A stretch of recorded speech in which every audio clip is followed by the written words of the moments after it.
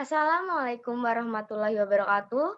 Sebelumnya perkenalkan kami dari kelompok satu. Nama saya Rusandrini, ada rekan saya Nabila Mustikarani dan Tanti Rinawati. Di sini kita akan menjelaskan tentang skrip untuk memvisualisasikan sebuah dataset menggunakan Jupyter Notebook yang akan dijelaskan oleh teman saya Tanti Rinawati. Nah, di sini yang pertama yaitu import library dan data. Di sini dilakukan import library yang akan digunakan. Pertama, di sini ada import pandas, gunanya untuk menampilkan data berbentuk tabel. Lalu ada import NumPy, gunanya untuk menampilkan matriksnya. Lalu ada import matplotlib, gunanya untuk menampilkan grafiknya. Lalu ada import Seaborn, gunanya untuk menampilkan plot. Ada import Skippy statis, gunanya untuk menampilkan grafiknya. Lalu di sini ada scalar preprocessing, gunanya untuk cleaning data atau pembersihan data. Lalu di sini ada label and corner, gunanya untuk mengubah tabel.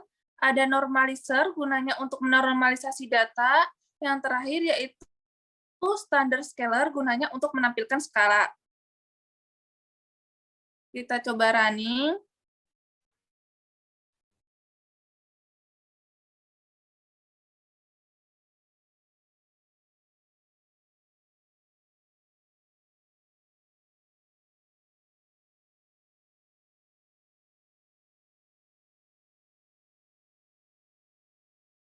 Nah, sudah muncul. Di sini saya lanjut ke perintah yang kedua, yaitu perintah recsv. Gunanya untuk membaca dataset dengan cara membuat variabel bernama cars. Datanya berupa usakers. Data ini diperoleh dari Kaggle. Kita coba running lagi. Lanjut perintah yang ketiga, yaitu perintah print. Gunanya untuk melihat jumlah data dan kolomnya dari dataset usakers. Coba di running. Nah, di sini hasil yang didapatkan datanya sebanyak 2.499 dan 13 kolom. Lalu di sini ada perintah info, gunanya untuk melihat informasi detail dari dataset usakers, dari nama kolomnya, jumlahnya, dan tipenya.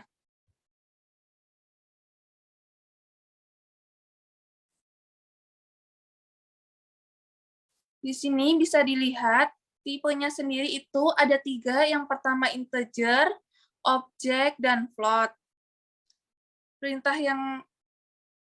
Perintah selanjutnya yaitu head. Gunanya untuk melihat 5 data awal atau data teratas dari sebuah dataset usakers.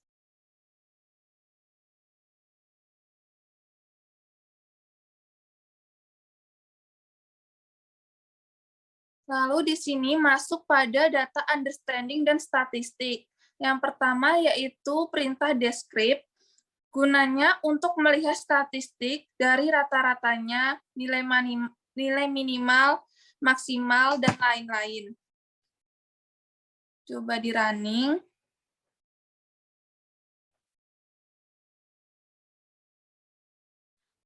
Perintah yang selanjutnya yaitu di sini ada perintah descript transpose, gunanya untuk menampilkan statistiknya dari rata-ratanya, nilai minimal, nilai maksimal, dan lain-lain. Tapi kali ini dibalik, karena ada transpose, yang tadinya kolom menjadi baris, yang tadinya baris menjadi kolom.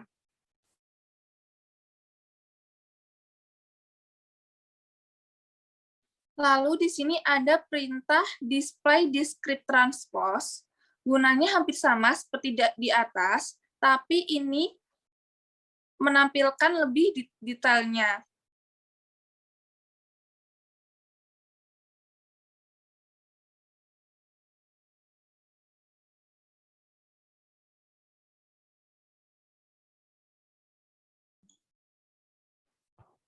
Untuk selanjutnya yaitu ada data visualization, di mana data visualization ini sebelum dilakukannya pre-processing, yaitu yang pertama ada devconplot, di mana devconplot ini digunakan untuk menampilkan jumlah data di setiap kategoris menggunakan bar.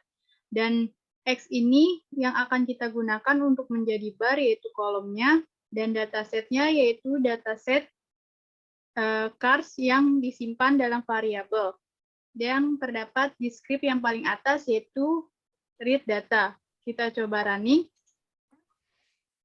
Dan ada contohnya yaitu convert price, di mana di sini akan membuat diagram bar dengan kolom price.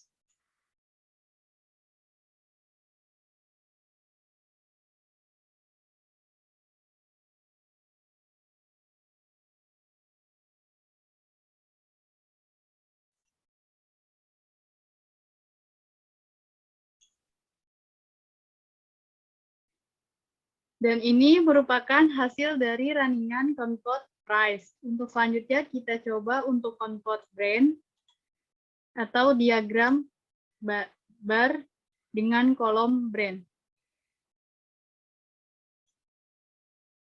Di sini memunculkan diagram bar brand, dan brandnya terdapat di paling bawah dan tidak terlihat karena menumpuk. Selanjutnya yaitu ada convert model.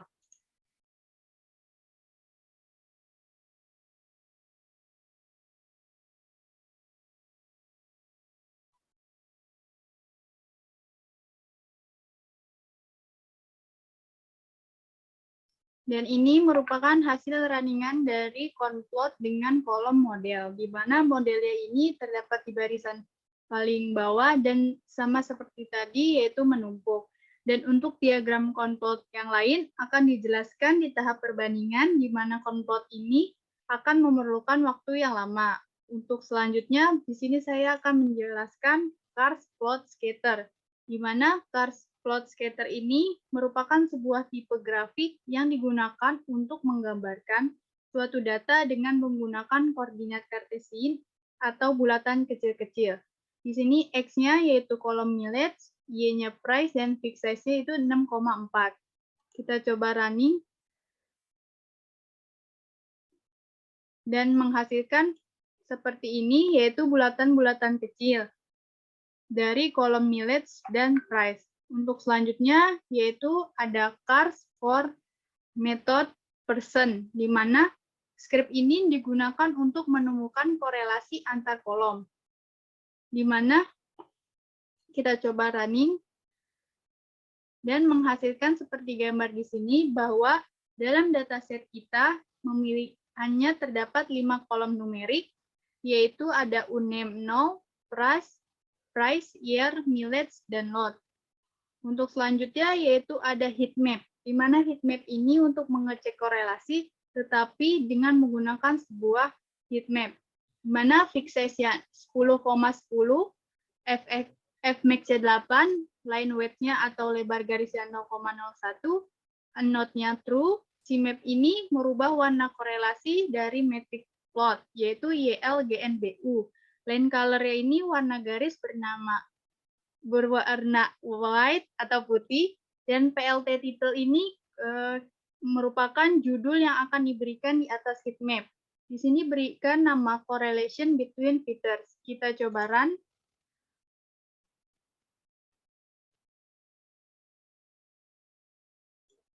Dan di sini ada hasil dari runningan heat map. Di sini ada kolom uname 0, price, year, mileage, dan lot. Untuk selanjutnya yaitu ada SNS block plot, di mana block plot ini digunakan untuk menilai kesimetrisan sebaran data, menggunakan kolom brand, menggunakan kolom mileage. Dan HUE ini berfungsi mengelompokkan variabel yang akan menghasilkan data poin dengan warna berbeda sesuai kategorinya, menggunakan kolom year. Kita coba running, dan ini menggunakan dataset cars.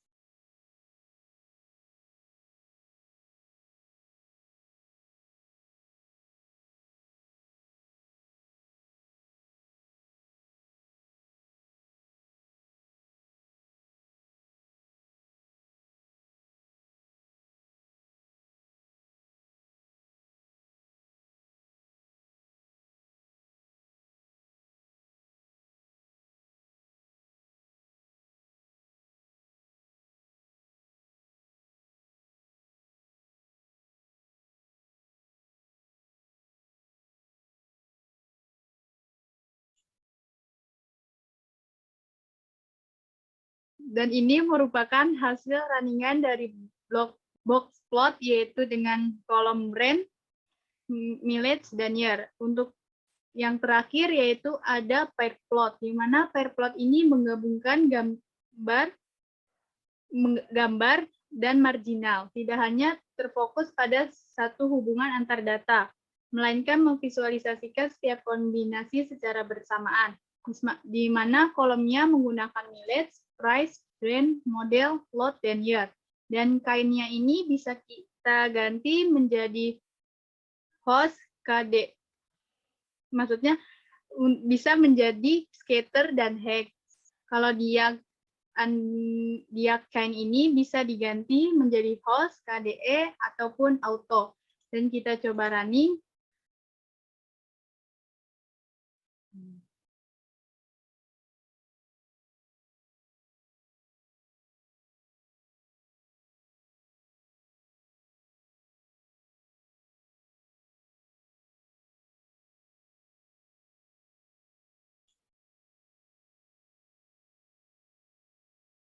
Dan ini merupakan hasil dari runningan SNS pair plot dengan kolom mileage, price, brand, model, lot, dan year. Untuk tahap selanjutnya akan dijelaskan oleh Resta. Selanjutnya, kita masuk ke dalam data preprocessing. Pertama, sebelum kita melakukan preprocessing data, kita akan mengecek dulu apakah data yang kita gunakan itu memiliki duplikasi data atau tidak. Di sini kita menggunakan card duplicate. Ya. Kemudian kita masuk ke dalam data preprocessing. Di sini pertama kita harus mengecek dulu apakah data yang kita gunakan itu memiliki duplikasi data atau tidak. Kita menggunakan card duplicate. Kita run.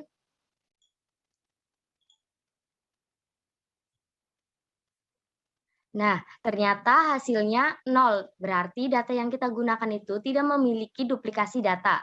Setelah itu, kita akan melakukan perintah check null. Check null digunakan untuk mencari missing value, di mana total harus lebih dari 0.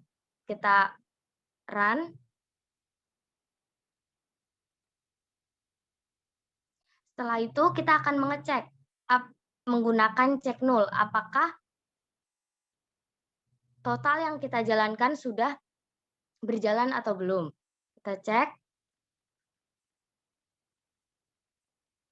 Ternyata setelah kita melakukan missing value pada total, data yang kita gunakan itu sudah bersih atau tidak ada memiliki missing value.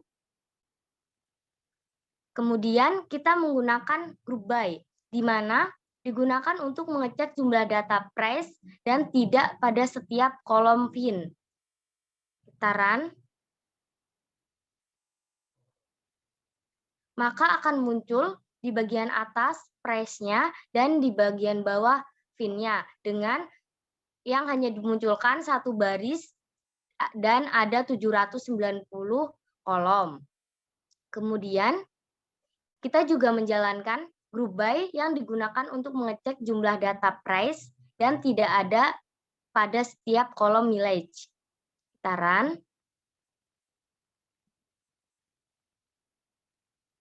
Nah, di sini juga tetap muncul price dan fin-nya. Mileage-nya di bagian bawah dan row-nya masih sama. Satu baris kali 790 kolom. Kemudian, kita menggunakan car clean adalah variabel yang menyimpan dataset car yang sudah diproses, yaitu menghapus kolom unnamed dan fin. Jadi, setelah kita melakukan preprocessing, maka data itu sudah tidak menggunakan car, tapi kita menggunakan variabel baru dengan nama car clean. Kita run.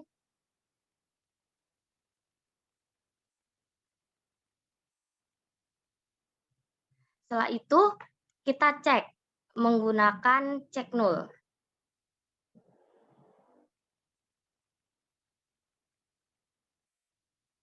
Kita run. Setelah kita lakukan run pada data car clean, ternyata data kita sudah bersih dan tidak ada lagi duplikasi data atau missing value. Kita akan lanjut ke tahap selanjutnya. kita akan menampilkan jumlah data, baris dan kolom menggunakan shape, tetapi datanya sudah beda. Kita menggunakan char clean, bukan char. Kita run.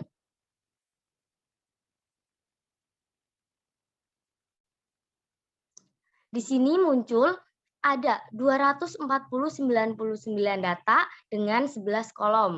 Yang awalnya datanya 13 karena kita tadi di atas sudah kita hapus 2, maka kolomnya menjadi 11. Kemudian kita akan menghapus kolom price yang nilainya lebih dari 500. Jadi data price yang nilainya lebih dari 500 akan kita buang atau kita hapus. Kita run. Setelah itu kita cek apakah yang tadi kita hapus masih tersimpan atau tidak menggunakan save. Ya, jelas perbedaannya yang awalnya data kita ada 2.499 menjadi hanya 77 data. Ya. Kemudian kita akan menampilkan datanya menggunakan hide.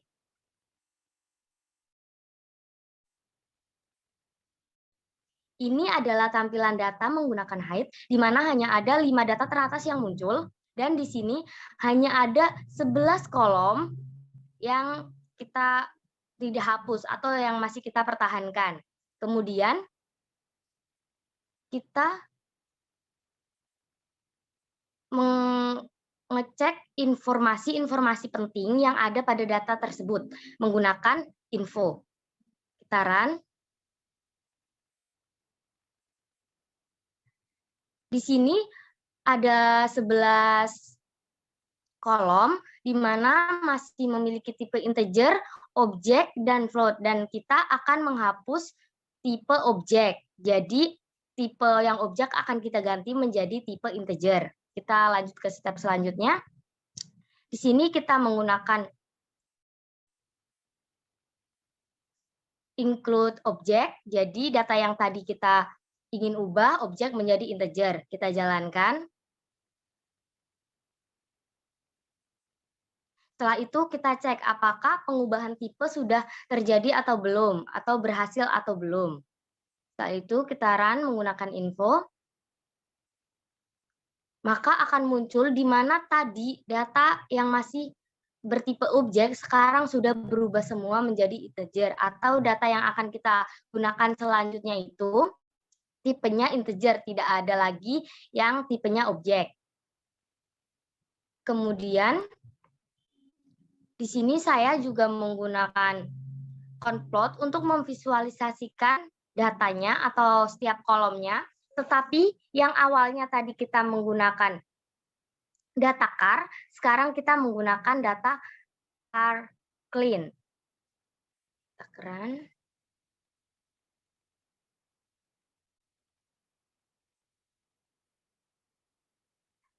Selanjutnya, kita akan coba tampilkan conplot data price.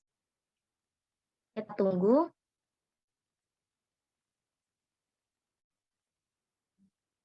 Nah, ini adalah data price setelah dilakukan pre-processing. Untuk selanjutnya akan kita bahas di perbandingannya.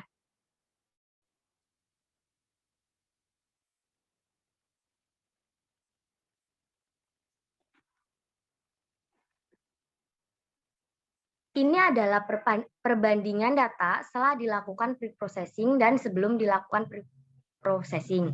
Di mana data yang sebelum diprocessing untuk data price dan data price juga setelah diprocessing hanya ada sedikit perubahan di grafik berwarna biru, bahkan hampir tidak terlihat perubahannya karena hanya sedikit sekali.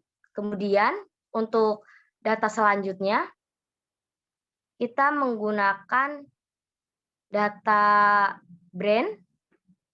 Di data brand ini sebelum maupun sesudah datanya itu berubah. Jadi yang awalnya yang paling tertinggi itu di sebelah kiri dan sekarang menjadi hampir di tengah. Karena kita bisa lihat dari bawahnya yang awalnya brandnya itu menumpuk, tetapi setelah kita lakukan preprocessing, brand-nya itu berubah menjadi angka karena tadi kita sudah melakukan perubahan tipe objek menjadi integer. Jadi setelah dilakukan preprocessing, data mudah dimengerti dan lebih jelas. Kemudian untuk data selanjutnya,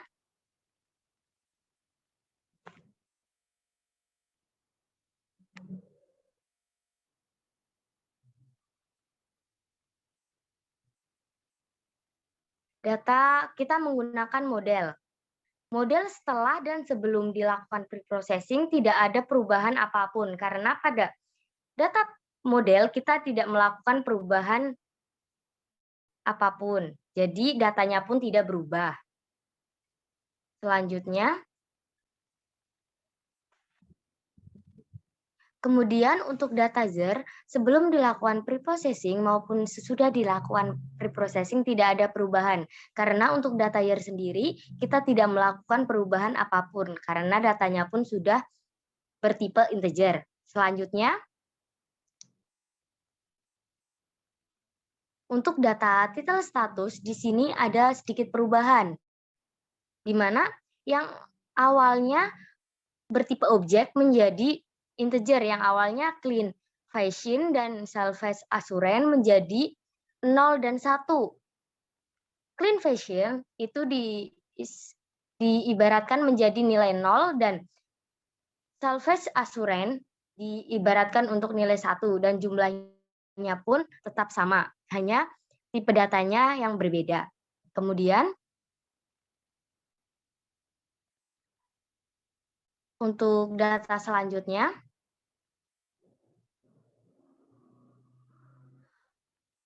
untuk data mileage di sini sebelum dilakukan pre-processing dan sesudah dilakukan pre-processing ada perubahan.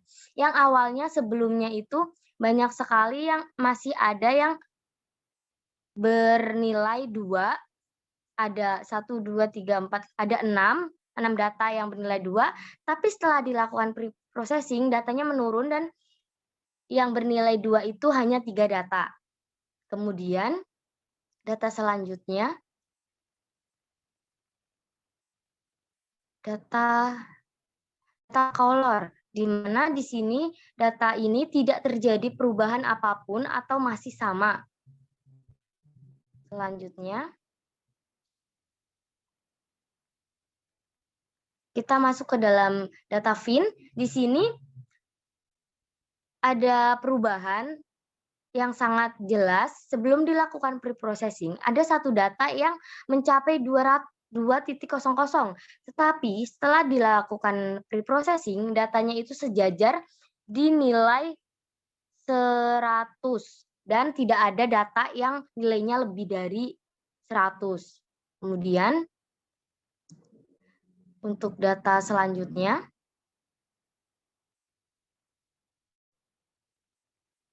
untuk data lot, sebelum dilakukan preprocessing dan sudah dilakukan preprocessing, datanya masih sama, tidak berubah apapun, dan tampilannya pun masih sama. Kemudian kita ke data state, di mana di data state juga sama, setelah dilakukan preprocessing dan sebelum dilakukan processing, datanya itu masih sama, tidak terjadi perubahan apapun, tampilannya pun masih sama. Kemudian ke data selanjutnya, data country. Di sini jelas ada perbedaan, dari segi warnanya berubah, dan untuk country-nya juga berubah, di mana country-nya untuk USA itu diibaratkan angka 0, dan untuk Kanada itu angka 1. Tapi untuk warnanya itu, untuk negara USA itu warna oranye berubah, yang awalnya biru jadi oranye, dan yang Kanada yang awalnya oranye menjadi warna biru. Selanjutnya, kita masuk ke data condition, di mana di data condition itu tidak terjadi perubahan apapun, datanya masih sama, dan tampilannya juga masih sama sebelum dilakukan pre-processing maupun sudah dilakukan pre-processing. Kemudian lanjut ke data car plot scatter, kita menggunakan mileage dan price, di mana di sini datanya juga masih sama, tidak berubah, tampilannya sama, dan tidak terjadi perubahan apapun. Selanjutnya, kita masuk ke data PLT figure dengan kita menggunakan correlation between fitur. Kita memasukkan fitur di sini ada 5. Sebelum dilakukan pre-processing, datanya itu ada 25 dan hanya ada kolom 5. Tapi setelah kita lakukan pre-processing, di sini terjadi perubahan yang sangat signifikan. Lanjut ke yang sesudah.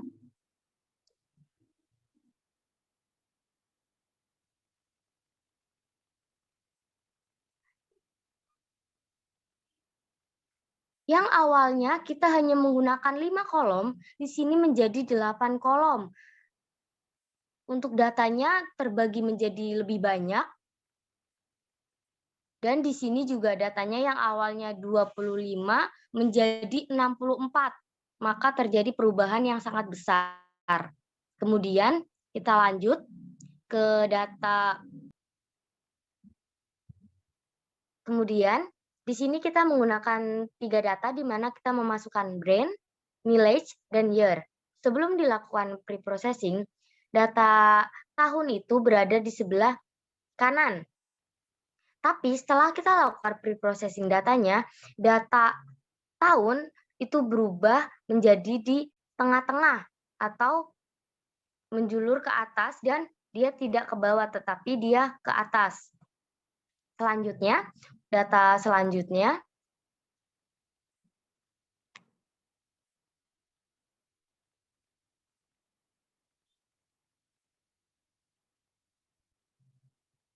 di data selanjutnya kita menggunakan data mileage, price, brand, model, lot, dan year. Di sini kita menggunakan pair plot yang awalnya sebelum dilakukan pre-processing data hanya ada 20 data yang muncul.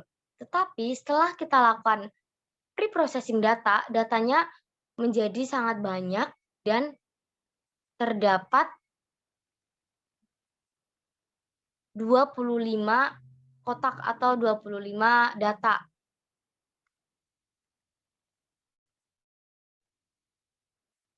Setelah keperbedaan, kita akan lanjut ke tahap modeling. Kemudian kita masuk ke tahap modeling. Di sini kita akan melakukan penghapusan kolom lagi. Kita akan menghapus kolom title status dengan menggunakan perintah drop. Kita run.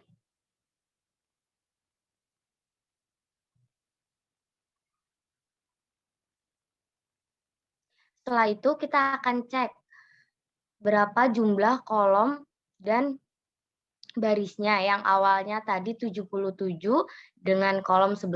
Kita akan cek. Kita run.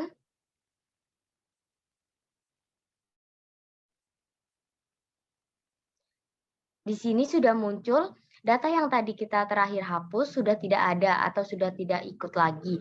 Jadi kita hanya memiliki 77 data dan hanya 10 kolom. Kemudian kita akan menampilkan berapa jumlah datanya saja. Kita menggunakan y.shape. Kita run. Ya, datanya masih tetap 77. Kemudian kita masuk ke tahap normalisasi, di mana kita menggunakan standar scalar agar data yang digunakan tidak memiliki penyimpangan yang besar. Di sini saya menggunakan variabel SC untuk standar scalar. Kita run.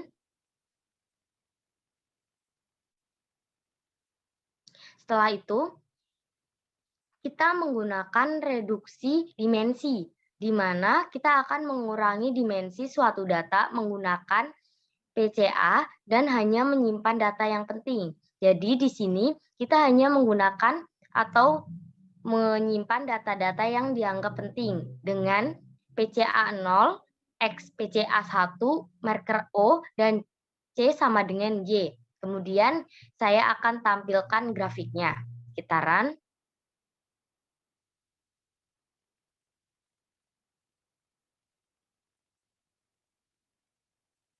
Ini adalah tampilan grafik setelah kita lakukan reduksi dimensi. Kemudian, di sini kita juga menggunakan fitur select, di mana data tidak berubah, hanya saja jumlah fiturnya hanya 2, yaitu X dan Y. Kita hanya menggunakan 2 fitur di bagian fitur selection. Kita run.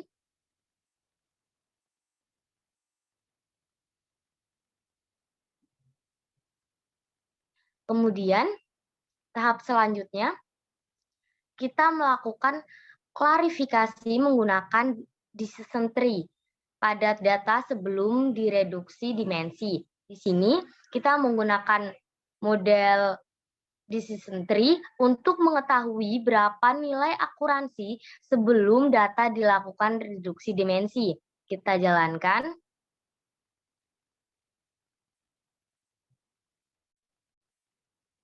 Maka di sini akan muncul akuransi data kita yang diuji menggunakan decision tree memiliki akuransi 0,9375.